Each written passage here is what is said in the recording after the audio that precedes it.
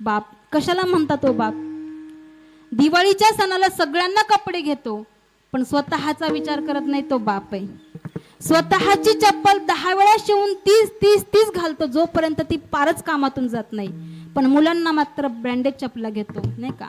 चपला घेत असताना विचार करत नाही महागाची का कमी. माझा मुलाचा पाय चांगला दिसला पाहिजे, त्याचं पायाचं संरक्षण चांगलं झालंच पाहिजे, म्हणून स्वतःच्या मुलांकरता ब्रँडेड चप्पल घेतो, पण स्वतःच्या पायांचा विचार करत नाही की किती चटके लागतील.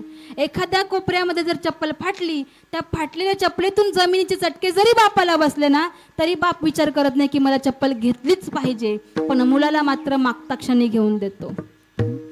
पत्नीला सुद्धा प्रत्येक गोष्ट घेऊन देतो, प्रत्येक सणाला साडी देतो, पण स्वतःसाठी कपडे घ्यावा हा विचार सुद्धा तो कधी करत नाही. हा विचार सुद्धा तो कधी करत नाही. तो बाप आहे, नाही का? मुलगी जन्माला आली तर ती मोठी होईल, तिचं लग्न करावे लागेल, म्हणून जन्माला आल्यापासून जो सेविंग करायला सुरुवात करतो ना, तो बाप आहे.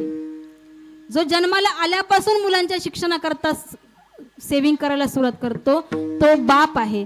छोट्या संकटांना आई चालते, पण मोठ्या संकटांना मात्र बापच लागतो. बरोबर आहे का नाही? मोठ्या संकटांना बापच लागतो.